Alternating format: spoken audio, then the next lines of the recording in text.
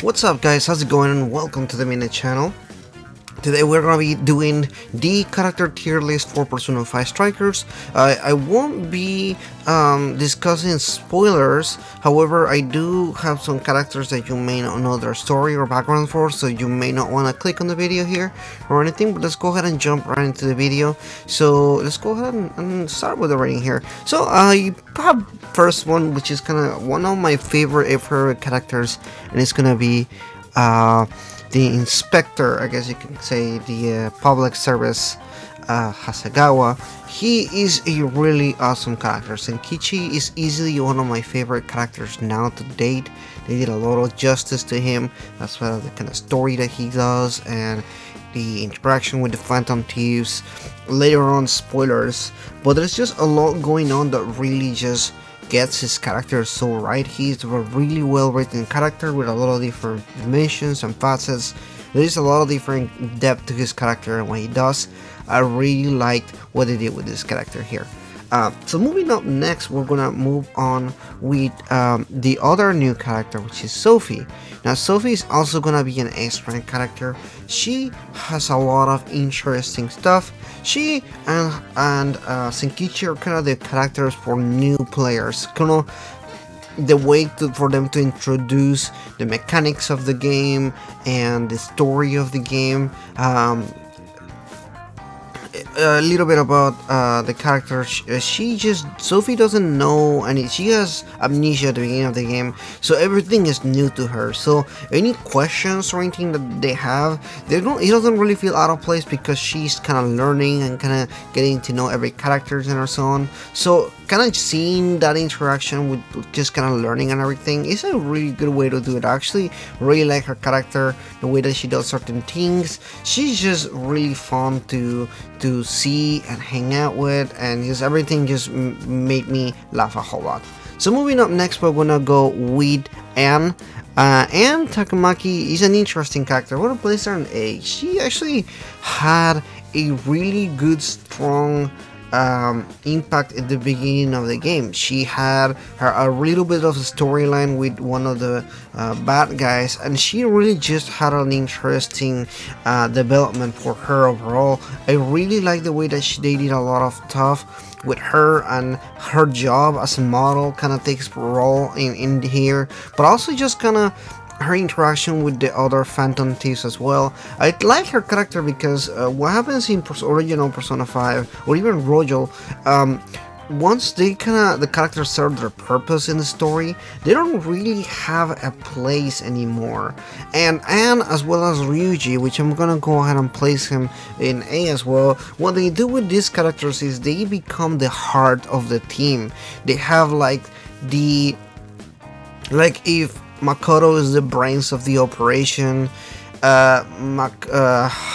Haru and I'm sorry, no, we're not gonna talk about Haru yet, but Anne and Ryuji just kind of have like the heart of the team. They're really working towards this specific goal of just kind of, we are the Phantom Thieves, we're also these people with emotions and feelings and everything, and I just really like how they did these two characters in the game. They really did a good stuff here. We want to place Morgana in a B. He's always been C for me because he was being very annoying, and he's still annoying here. I'm not gonna sit and pretend that he's not annoying, but one of the interesting aspects that they did with this character in per se here is that they added some new facets to what they were doing as far as his character. He empathizes a lot with Sophie because of some stuff, because Sophie struggles, you know, she also has amnesia, she doesn't know where she comes from, kind of like a similar storyline there. So Morgana, who already went through that storyline, is kind of really empathetic and is like, hey, it's okay, you'll figure it out as you go, stick around with us, we'll help you out, and all that's just like kind of more like motivational, kind of just like, hey, it's fine, we're here to help you kind of thing. I really like how they did that. It really does help a lot, kind of move and help the characters move forward. I really like that as well. Really good job there. So we're not gonna go to the villains yet. I'm actually gonna skip that. We're gonna put Futaba in B as well before you reach for works or anything. She is okay. She's one of the characters that really didn't get much of a story or anything. In fact, I believe she's the only character that doesn't really get more added to her in kind of depth or anything. She's still the same kind of quirky, nerdy girl that she does all the computer stuff and she's the hacker and that's what she does. I was actually really hoping that we're gonna do something what they did in Persona 5, either in Persona 4, whether it's the dancing game or whether it's the fighting game, where Ryuji actually takes a more active role, and she's not just a Navi, but she also fights and everything. This does not happen here. She's still pretty much just a Navi, and there's no really additional stuff to her or anything like that. I really wanted her to have a more bigger role here in the game. She just really doesn't. So we're gonna move up next to Haru. Now Haru is extremely hilarious in this game. It's a shame that we didn't really get to see more of that in Persona 5, or even in Rojo we kind of saw a little bit of that, but in this game it's ranked up to 11. She's there from the beginning, you know about her, and you just get more about her. In fact, there's a whole dungeon dedicated to her, one of the other characters, which we'll mention in a second, but really she does a lot of good stuff here, and adding this additional character really gave her like a whole other side of her when it comes to like the story and everything like that. They actually did quite a bit of good stuff for her when it comes to adding that new dungeon with the other character and just kind of how it works, because it really just helps a lot as far as like knowing her and getting to know this character and everything. That was really good stuff. I actually really like that quite a bit. So moving up next, we're gonna go with Makoto. Now Makoto, I'm kind of really want to do something between an A and a B for her. I want to place her as a B, but no, she's almost a strong A. I don't like Makoto because she's really naggy.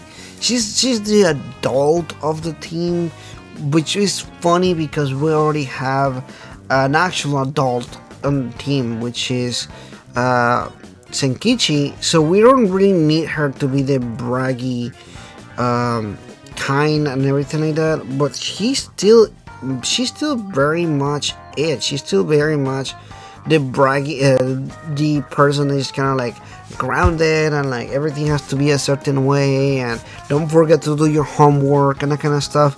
That really kind of annoyed me a little bit. And the other hand, we have the other facet of her whenever we meet Senkichi's daughter, and because Senkichi is a police officer, when you break down to that, she really kind of gets more of that, I used to be a little girl too, and this is what happens when I grew up, and that stuff is really good. They actually did quite a bit of her for kind of like what she does and everything, but overall I just don't really like what they did with the character overall. I feel like I just don't like her actual character, but this additional stuff, the new stuff that they did for her was very good. I actually quite enjoyed that quite a bit. So moving up next, we're gonna go into Yusuke. Now Yusuke is gonna sit on a B for me. Yusuke also had a similar situation with Makoto. They rewrote a lot of the stuff for Yusuke, and they added a really strong second dungeon for him to kind of just have more development and like how this character grew up. He really didn't grow up much, actually. Unlike any of the other characters, except for Futaba, he's basically pretty much the same character from the previous game. He just had a little bit more interaction and everything. You kind of see more where he's coming from, his story, his background, what happened to him previously, and kind of just how he moves forward to it. There's not much of that moving forward, though. He's still pretty much the same guy from the previous game, as far as like, yes, I'm the artist and I'm quirky and I'm a little bit weird kind of thing, but there's nothing else that they added to him, and I really regret that they didn't do that, because I really wish they had done something like that. It really kind of bugged down a little bit for me. But the next one here, we're gonna go with Joker. Now Joker is it's gonna be something between an S and an A. Joker just doesn't really have much of a story per se. He's again the protagonist, and we see everything from his side. But however, he does have more lines in this game, even spoken lines, which I really did like. He also has a major say on the decisions in the game, which kind of, or at least in the story makes you feel like he has kind of like he's the decision maker, which is something that is actually contrary from the previous games. Persona 5 and Persona 5 Royal are very much on rails, on forced by scenario situation. However, in this game, you really jump on your own to rescue these people from the first dungeon, and that's kind of what I liked about this game. Your character pretty much from the get-go decides that it is important to do the right thing because we are the Phantom Thieves, and a lot of the clients really fall along the line of like, we have this kind of sense of justice and this is what we do kind of thing. And a lot of this stuff comes from Joker himself, not you as the main protagonist, you as the player, but him as the protagonist of the story, which I really like because they do kind of put a fine line between your choices, and him, the actual character protagonist, and what he decides to do, which is a little bit different from what they do in previous games. Actually, I feel like they almost rewrote Joker in a certain way that he has more to say to the story, and he has more agency in what to do and everything. I actually like that quite a bit. So moving up next, we want to discuss the villains one by one. If at certain point you haven't reached a villain, I encourage you to click away from the video, because I will do in talking about specific characters, but we'll go in the order of the villains, so no worries. Again, once you get to a certain point, if you haven't played this villain, you can click away from the video, so you avoid any kind of spoilers or anything like that. So let's jump into that. So we want to talk about with the first villain, which is Alice. Now, Alice is an excellent first villain. We're gonna go ahead and put her something in between A and B here. I feel like A is good. I don't know. We're gonna put her a B. So Alice is interesting because she has an interesting background. She is almost like the anti Anne. Now, it's interesting because they do this a couple times with a lot of the characters. What will happen if Anne was in a similar situation as Alice, because they are pretty much the same kind of people. They're in the same kind of business. They also were bullied for their appearance because they're cute or whatever, and they also kind of work really hard into becoming this role model for modeling. And it's interesting how the two characters, because they have the same kind of abilities, going into the metaverse and everything, and how that impacts their situation. It's actually very interesting that they wrote the stories the way that they did, because Anne and Alice have this like almost really weird relationship where they're almost the same kind of people that went about their stories, whether it's because of the support that they have, like the Phantom Thieves versus other people, versus what she comes up with as her like being the first villain. Overall, I really like Alice as a character. I thought that she was really interesting, and I really like how this game really tries to humanize villains. They doesn't really try to forgive them as much as the first game, but this game, all the characters, even the villains, have some sort of depth to them. So something made them bad, and what made them what caused that shift on their corruption, I guess, if you wanna say, what caused that shift to become the way they are. This game just really tries to do that. Now this tries to do that a lot, but it does kind of try to fit that. So moving up next, we have the next character. He's gonna be a C, almost a D for me. Although they did the same thing with him with Alice, he guy was still kind of a piece of shit. He's still kind of suckish in a sense. And don't get me wrong, that's the one thing that I like about this game is, although they do explain where they're coming from, at the end of the day, some of them are doing pretty illegal stuff, and some of them are doing stuff that are not supposed to be doing. He's plagiarizing stuff, so I don't really forgive that. That's like a lot of the stuff that they do in the game and everything. He's stealing works from other people and putting that work and selling it back again, and that's what he's making and profiting off of it. So a lot of them, actually all of them, are profiting off their evil stuff that they do. So strongly don't like that at all. all. So the next one here is gonna be Mariko. Mari-san is gonna be in the C as well. Actually, she could be a B, but we're gonna put her as a C. She's also an okay villain. Similarly to Alice, she was also written pretty well. There's a good storyline between them as far as like the kind of people they were before and how they became. I'm probably gonna put her to a B because I really like her relationship with Haru, and that brought a lot of depth to Haru's character. That really just brought in the way that the characters just kind of were written and everything. I really like their interactions with each other. It really does feel like the characters were really well written for each other. But at the end of the day, I feel like that was her purpose. Her purpose is to give Haru more depth and more storyline. Therefore, her is just kind of, she's a politician turned bad kind of thing. It doesn't really make me feel like I can really empathize too much of that. Although she's supposed to be one of those honest politicians that are kind of doing the right thing kind of thing, it still didn't feel that way to me. It still didn't click very well for me.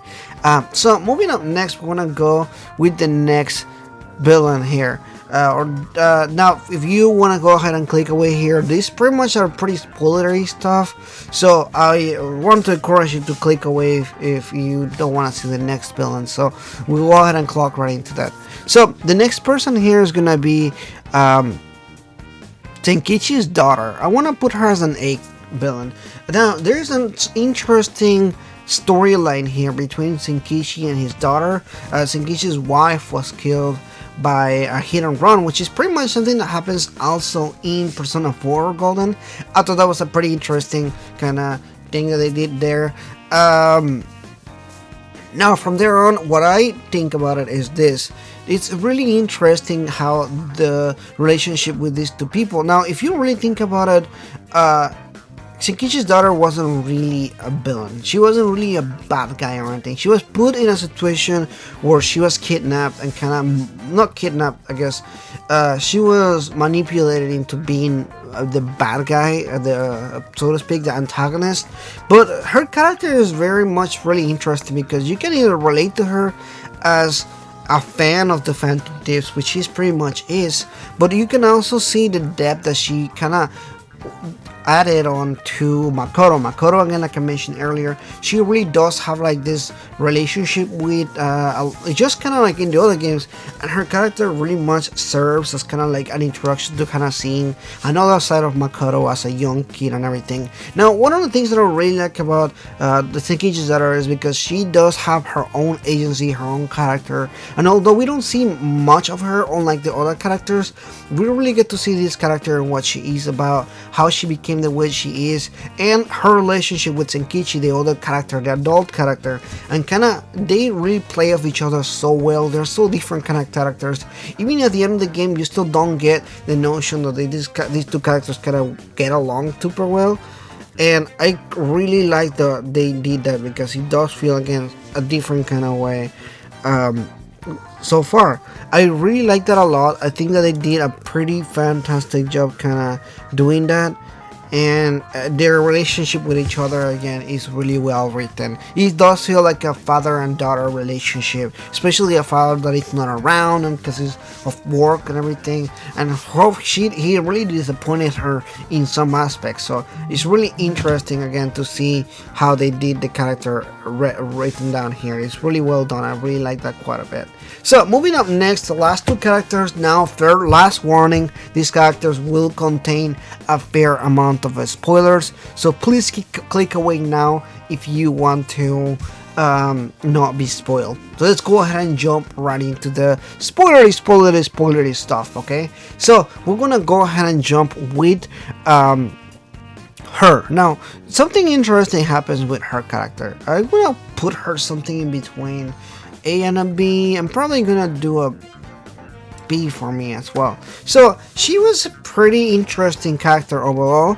There is a relationship with her and Sophie, and I'm not gonna go into all the spoiler detail here, so I'm not gonna spoil the entire thing, but I really like the way that they wrote the characters, her relationship with Sophie being her creator, and how she doesn't really have feelings or a heart, so to speak, is pretty interesting concept. Now the problem is that there is not much to her character itself. She's kind of just there. She has that purpose. She serves the purpose, and then she's gone. She doesn't really have a lot more, and she kind of disappointed me in that aspect because I really expected that more of a twisted twist, you know, if you know what I mean. Her twist just kind of you can really see it coming a mile away. It's a little bit predictable, in fact. But I do like kind of her relationship. You can kind of she flips around and how she learns from Sophie. Kind of at the end of the game, she's like, okay, well, I learned a lot more from Sophie, who original purpose was literally that. So it's really interesting how they did that mechanic and everything. So last is gonna be him as a D. Now Akira is an interesting character because he's literally Tony Stark. But the major thing is I really hate that they did this character the way that they did, because I feel like he's extremely uninteresting. He does have like this sad background. His dad used to abuse him as a child. In fact, they hint heavily that he killed his own mother, and he just kind of killed his father. And then from then on, he decided to become this multi-billionaire superhero that is gonna save the world by doing random stuff, which is not even good either. Overall, I just really didn't like his writing at all. I thought he was a really weak final villain. In fact, I felt like it was almost like a retreading from the previous game in a lot of different aspects. I'm not gonna spoil final boss or anything, but I really did feel like this character didn't really have a lot of the good stuff from I don't know, I just he was a really weak last villain. Everything about him didn't really interest me. His background again didn't really, I was just like, oh, okay, well, whatever, I don't really care that he's the whatever, you know, whatever he did before, it still doesn't account for all the bad stuff that he did. And I just didn't really find him to be interesting or that much good to be a final villain. Anyway, that is pretty much in this video here. I was trying to avoid, even though I did say spoilers, I'm not gonna totally spoil the game or anything like that, but I really did want to talk about this. Anyway, thank you so much for watching this, guys. If you're new, please consider liking and subscribing, and I'll see you guys next time.